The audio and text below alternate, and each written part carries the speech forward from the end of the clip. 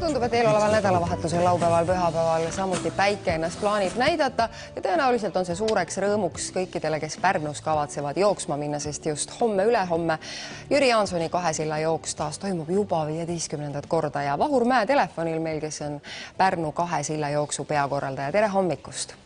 Tere hommikust! No kui paljud on ennast juba kirja pannud, et rajale minna? Huvi on hästi suur. Me ootame jooksurajal umbes 2000 inimest ja käima keppi kõndima, ma arvan, 800 inimest on siia tulemas ja meil on siis kavas nii ajavõtuta kui ajavõtuga käimised, aga lisaks oleme mõelnud ka erivajadustega inimestele ehk et ratastoolisõit ja see toob kohale hinnanguliselt umbes 20 osalejat.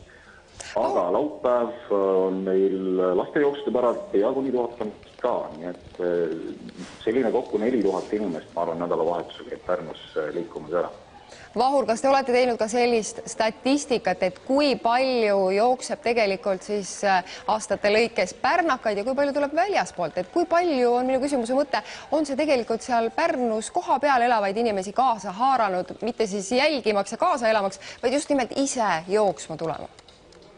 Ja me oleme osalusgeograafia osas, selline termin täitsa olemas, mida me spordikorraldust kasutame, oleme mõhtnud juba aastaid neid osakaale ja praegu näeme seda, et tegelikult 50% jooksul osalejatest on pärnumaalased ja ülejäänud tulevad siis mujalt Eestist ja välismaalt, aga jah, lõviosa annab siin Harjumaa, nii et Harjumaa poolt kindlasti Tallinnast on tulemas siia päris palju inimesi, sadu ja sadu inimesi. Kindlasti on siin ka Eesti linnajooksude mõju, nii et see võrgustik on avardanud ka siin pärnakate väravaid ja siia tuleb rohkem rahvast. Kes on need nimekad tegelased, kellelt võib siis võitu loota, kellel on kõige kiiremad jalad? Ja esmalt saab seda lubada, et Pärnus läheb tõeliseks andmiseks, et tippude poolest meie edurivi on siin hästi võimas ja tulemas Eesti üks kõige teravama konkurentsiga rahvajooks sel aastal.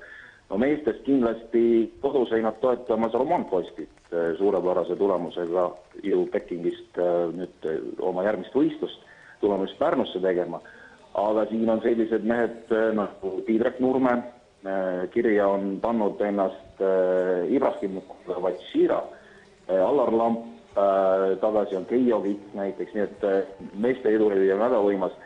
Endisaegne tipp Pavel Loskutov, kes nüüd jah rahvasportlasena, aga nägu tulema starti.